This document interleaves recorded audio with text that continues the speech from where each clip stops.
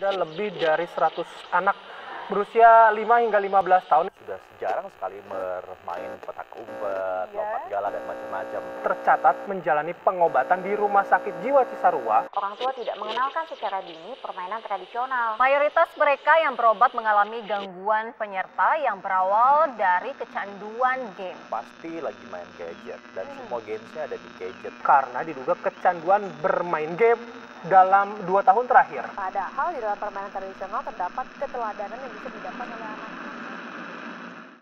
Melihat masalah tersebut, kami menginisiasi penggunaan media sosial sebagai sarana untuk revitalisasi permainan tradisional dan budaya bercerita. Isi dari konten di media sosial kami dalam Instagram @cerima062 memuat pengetahuan mengenai permainan tradisional, mengenal kembali cerita rakyat, fakta menarik, dan lain sebagainya. Kami memulainya dengan penentuan ide cerita dan permainan yang diusung, menggali sumber dan referensi yang relevan, mencari inspirasi, lalu pembuatan desain konten, kemudian mengunggahnya ke media sosial kami. Kami pun telah melakukan interaksi dengan followers dengan mengajak mereka untuk berpendapat mengenai konten yang telah diunggah.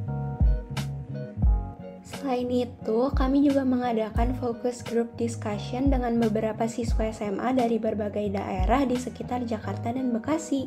Diskusi ini bertujuan untuk mengetahui pendapat para remaja pengguna media sosial mengenai upaya revitalisasi permainan tradisional dan budaya bercerita, serta feedback mereka terhadap konten dalam media sosial yang kami buat. Kalau menurut aku sih ada gimana ya Kak, kayak tadi Kak Rifki bilang kan mungkin pakai teknologi juga kan bisa jadi kan kayak kita searching dulu di misalkan apa aja sih itu permainan budaya atau cerita budaya itu, terus nanti orang tua yang mengajarkan kayak ini begini, terus ini permainannya gimana sih cara mainnya, kayak ini harus diapain gitu Kak, jadi kayak orang tua juga mengajarkan gitu Kak, sama kayak mungkin teman atau kakak-kakaknya gitu Kak. Kalau yang bisa aku dapat hari ini ya pentingnya kita untuk melestarikan lagi budaya bercerita dan permainan tradisional, karena kita untuk menyelamatkan generasi yang akan datang. Jadi kalau misalkan siapa lagi kalau bukan kita yang akan melestarikan.